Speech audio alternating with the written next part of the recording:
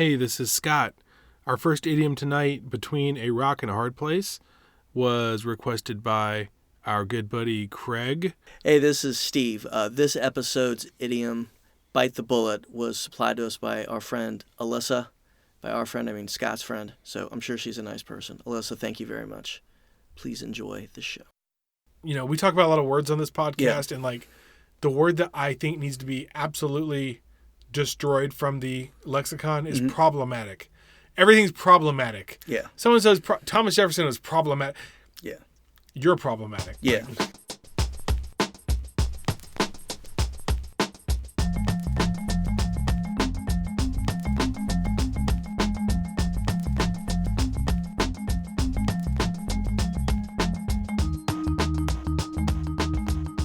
The fact that you're using it to talking about words that set me off. So I don't get offended, but I think what I've done is I've taken my anger and I've put it on certain things that I allow my anger to come out about. So we've talked about Kale, which legitimately makes me angry. Gosh, I can't, and I am angry. There's other things that people at work have figured out that make me angry and will say them in front of me because they know I literally cannot stop myself from saying other things. So a word that's starting to make its way up there for me is infused. I watch a lot of cooking shows on Netflix for someone who doesn't cook, and really probably 90% of what I eat is pizza and cheeseburgers. But my favorite cooking show, the best cooking show ever, and I highly recommend the show more than anything, is the Great British Baking Show. You've mentioned that before. I could watch that every day, and I generally do. And I just cycle through it. It is comfortable, it is fun, it is entertaining. And what Aren't there like 8 episodes of that? Like, is it? We'll separate podcast discussion as we go through. No, there's plenty. No. Good stuff, multiple seasons, and it's wonderful, and it's very competitive. But what I like about it, it's nice. It's like people are competing. It's very British? Or? Well, it's not that whole reality show in America where someone is trying to one-up, or just stupid. Yeah. I guess technically it is a reality show, but it's just classy and nice and enjoyable, and you learn things. So from that, I unfortunately, in between seasons, will watch other cooking shows. And I watched one where several people started using the term infused. That something was infused with this. It was infused. And suddenly I was feeling the Kale hackles. Just the things were starting. And it was in the context of some person, I don't know, if you in your mind hear this and you see someone who uses the term infused, and just can kind of picture it. Oh, I can. And not always. Yeah. Not everyone that says that. It's not like Kale that everyone's involved. No, but it's a term. It's a buzzword. Yeah. That is supposed to somehow indicate. Yeah. Something. Yeah. I don't even know. You didn't say you just let that marinate for a while. You said infused. That's Right. It's great. Ginger infused. Great. Yeah. It has ginger flavor. It's a piece of chicken that had some ginger marinade. You let it soak in ginger. Yeah. All right, so what's another one? You said you had a couple, because I don't want to ever trigger you. But that's the difference. I'm not offended. Frankly, if you did say infused, I would, probably judge you quietly, but I'm not going to, protest on my MySpace account. That's how I am with problematic. Somebody the other day, a friend of mine, said, well, this is a little problematic. And I was like, oh, no, don't say that word, because it just means... It means you're about to get cut out of Scott's life, is what that word means. Yeah, it's not a good word. You're on the ropes. Yeah. Individual. I'm infused with anger when I hear that word. So, the Great British Baking Show, I have heard it's great. I tried to watch it for like 10 minutes and I got bored, but that's my fault. I feel like I need to push on with that. You invest a little bit. You said you watched the one show like Salt, Fat, Acid, Heat or whatever. That's pretty good too. Yeah, it's only 4 episodes, and I've watched 1.5. It's one of those ones that's so gentle that my spouse and I keep taking turns falling asleep during it. So, compositely, we've watched more than the 2 episodes, but as we basically take turns passing out. Why do we like cooking shows so much? I'll tell you right now, my main reason for liking cooking shows historically has been the host, like Nigella Feast. Yeah. I love watching Nigella. She could do anything. It could be cooking or doing math equations on a blackboard. Yeah. I'm in. There was who is the Italian one? Gianna. Oh, Giada Laurentiis. Yeah. Everyday Italian. Yeah. All day long. Yeah. But my favorite, the Barefoot Contessa. Ina Gardner. Ina Garten, her catchphrase was, "How bad can that be?" Which, oh my gosh, I could sit there and watch her make a, salad, and she'd be like, "Wait till Jeffrey gets home." And Jeffrey would, I don't know what, I think his name is Jeffrey. I don't know what he did, but Jeffrey would Ina Gardner. Yes, I guess. I don't know. I feel like there's a whole subtext there because There is. the whole day she's like, "I have my friend Linda over. We're going to make, truffle infused." No, she would never say infused. But she'd say, "We're going to make a Waldorf salad." So her and Linda, all day in the kitchen, I'm just watching this whole thing go down. And all of a sudden she's like, "Can't wait till Jeffrey gets home." And they both giggle. And then Jeffrey shows up in like a real crisp, like just ironed, like teal shirt. And all these other people show up and they just start eating the salad. Barefoot Contessa. I'm going to have to go back and watch that. But Great British Baking Show. I may have said too much about Barefoot Contessa, but it's a great show. I'm a big fan of, Bobby Flay. I'm a big fan of Bobby Flay. But one thing about Bobby Flay I don't like is he always wears polos and his nipples are always poking through. He's excited about what he does. I think that's part of, what he does. You just see the joy in his cooking. And I think it's one of the reasons we like these other ones. He is Yeah. nipple erect 100%. If you go back, I defy you to watch anything with Bobby Flay. Well, I'm going to now rewatch the Barefoot Contessa and see maybe why she doesn't wear a polo shirt either. Please do. And are you ready for our first idiom of the night? I think we've discussed Bobby Flay's nipples enough, so yes, I am ready. Between Ina Garten and Bobby Flay, between a rock and a hard place. Man, that transition, I bet you didn't see how that would develop as the night started. It's called serendipity, my friend. It worked out. So, rock in a hard place. I remember this came up briefly during one of our other episodes that you mentioned it. Yes. And I blanked on it. And then a couple weeks ago, we were out with our good friend Craig and discussing this, and it popped up again, and instantly, like it was like a repressed memory. It came back up. Just like Bobby Flay's nipples, it popped right up.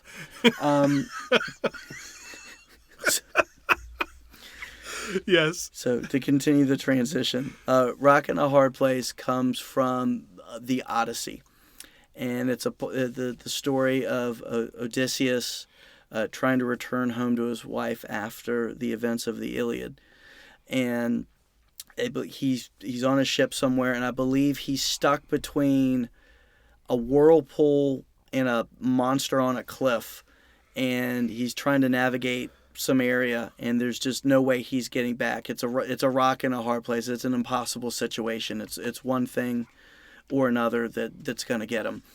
Yeah. And just since we don't get a chance to talk about Bobby Flay's nipples, well, I feel like now we could. That's on the table. The Odyssey and the Iliad are both just tremendous, and they're you got to put some work in to get through them. I did the Iliad on a audiobook, which I had to keep some cliff notes with me to see, to keep up with what's going on. But just a tremendous. There's a reason why we still talk about those things. Yeah. Just like Bobby Flay's nipples, they're there. There's something that'll be with our culture and civilization for a long time. Yes, Jeffrey. Just like Ina Garten's salad. Yes. So first of all, apologies to Craig and to anyone else listening, because I dismissed this one out of hand. I don't know why. I just felt like Between a Rock and a Hard Place sounded like, I didn't think there was an origin to it. I was just like, it just means you're stuck between two tough things. Bad options. Yeah.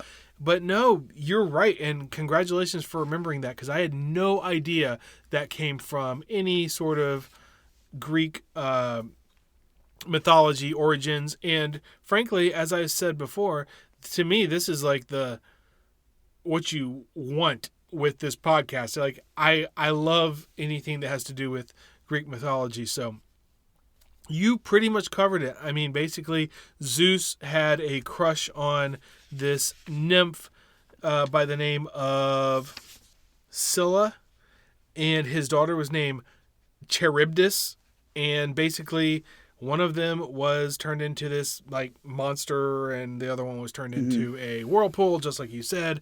And from then on out, it was Scylla, which was the rock, and Charybdis, which was the hard place, and you had to choose between two.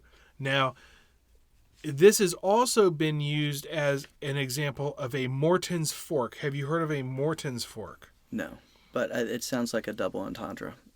Yes, probably so. It's probably something that Bobby Flay uses. Yeah. We'll see how much he likes it. We could tell if he, depending on the shirt he's wearing. Boing, boing. Yeah. So it's a false dilemma where contradictory observations lead to the same conclusion.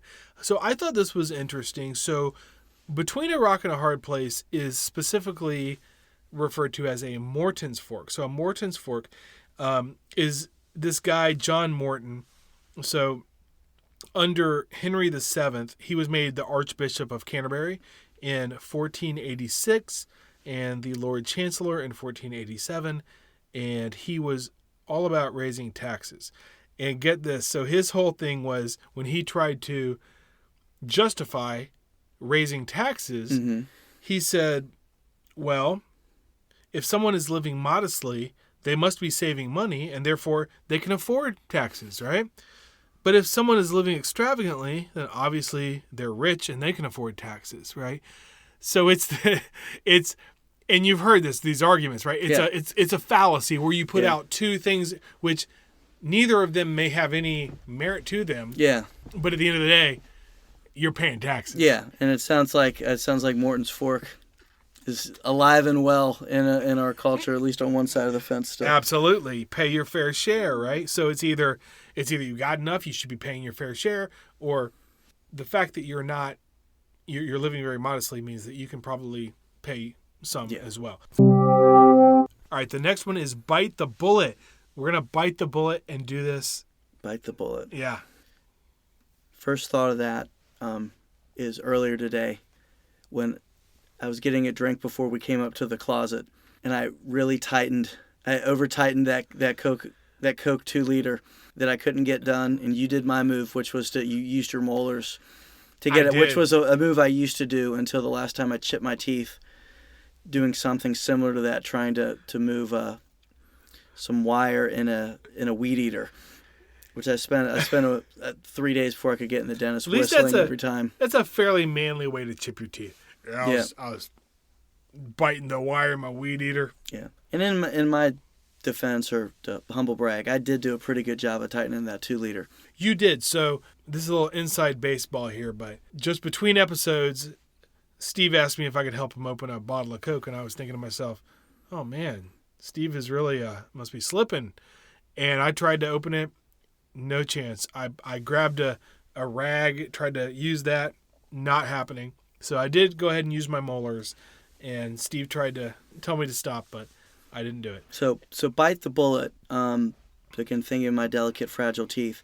Bite the bullet is something I think of when people, in times before anesthesia or times of necessity, when you're going to have something very painful happen to you, and you're going to have to clamp down. Right. Gosh, I think of just scenes from descriptions of the Civil War and things that need to happen. Yeah. That limb's coming off one way or the other, so you're going to need to clamp down on something. You got to bite the bullet and get it done. And unfortunately, probably a literal example of how that started when people were having things done to them. On a battlefield, you'd have to bite the bullet to clamp down and power through as you're losing a limb. So bite the bullet means addressing something that's horrible and tough, but you have to get through it and you have to make it happen, regardless of the cost or pain. Yep, and that's definitely the way that we use it. And most people will say it came from the Civil War. I mean, that is what I would have thought too. The thing is, it probably didn't come from the Civil War because there were anesthetics available by that point. And the idea of biting a bullet really doesn't make sense. I mean, if anything, you're going to bite a leather strap. You're going to... Right. The idea of biting something, because of the pain, that's real. I mean, that's definitely something that people have had to do on the battlefield, certainly. It's not really something we can demonstrate that we say it came from the Civil War. But that's what everybody says. That's what I would have thought as well. It's a kind of interesting because the origin on this one is somewhat unclear and disputed. One of the things I thought was interesting was that in the 1800s, or prior to the 1800s, they would say you could literally bite a bullet as a cap for your teeth. So like we were talking about our molars, you could use the shell of a bullet to put over your busted molar. I mean, that's actually something that's pretty resourceful. Anyway, there was an interesting article about a bullet found at the site of the Battle of Ox Hill. The 21st Massachusetts Regiment had fought a battle with terrible injuries. There was no medical care, and they found a bullet with molar tooth imprints on it. And so they said, well, they must have been biting on this. Right. But, I mean, when you think about it, it's probably not the best choice of things you would bite would be a bullet. Right. It'd be something else. You work with what you have. So the first time it was used in the English language that we know of was in 1891. Rudyard Kipling, in his 1891 novel, The Light That Failed, he had suggested that bite the bullet meant using a shell casing to cover an aching tooth. So, I don't, based on what I know about British dentistry, was the other fun side effect from watching the Great British Baking Show is that seems very reasonable, right, and rational. Yeah, So, and then by the way, this phrase is also used in philosophy, where you have to sort of bite the bullet and accept something you don't want to accept because you're using your rules of reasoning. Mm-hmm. So let's say you have, as a philosopher, a sort of set of rules you use to make sense of the world. Right. And all of a sudden, there's a truth that's exposed based on your rules. You have to bite the bullet. And even if it's counterintuitive to what you believe and has disturbing consequences, you have to believe it because that's the philosophy you're going by, you know? It would be tough. I think, the thing I'll take away more from that is now every time I see Bobby Flay, I'm going to think of bullets. And maybe, there's that. There's that to go absolutely. So the thing about bite the bullet is this is a tough one to do. And because there's no definitive reason why we say bite the bullet. And even if you look back, it doesn't make sense because biting a bullet would be the last thing you would probably bite. But at the same time, it's one of those phrases, if someone tells you have to bite the bullet and get something done, it has a good cadence, it has a good flow, and I almost feel like you kind of, logically when you think about it, it doesn't make sense. But when someone tells you, hey, you got to bite the bullet and let's finish this, people kind of understand that, You do understand it. And this is the thing I'm always searching for, like, why though? By the way, so let's go back to where this may have came from, which is 1796. There was a classical dictionary of the vulgar tongue, which defined a nightingale, which is a type of soldier. And in this description, it says, a nightingale, a soldier who, as the term is, sings out at the halberts. It is a point of honor in some regiments among the grenadiers never to cry out or become nightingales, whilst under the discipline of the cat of nine tails, to avoid which they chew a bullet. So I don't know who nightingales are, but apparently it was some sort of soldier, and at a point of pride, they would not cry out; they would rather chew a bullet. Right. So that could be where this comes from, but when you hear it, you know what it means. And there we go. There you go. I don't know. Bite the bullet, man. This is not a satisfying one for sure. But wait till Jeffrey gets home. Jeffrey?